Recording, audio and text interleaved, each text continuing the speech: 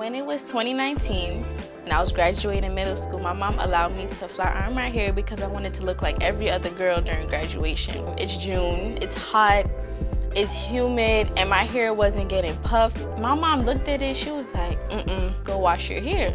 So I go wash my hair and the flat iron was still not coming out. It looked dry, my hair was very dry when I had heat damage. So she cut my hair and she put the Rejuvenator in my hair the first day. I'm thinking my hair not growing. I looked at my old videos and I was like, the Rejuvenator actually works, because my hair was like up to here. I'm just like, my hair actually grew from the Rejuvenator.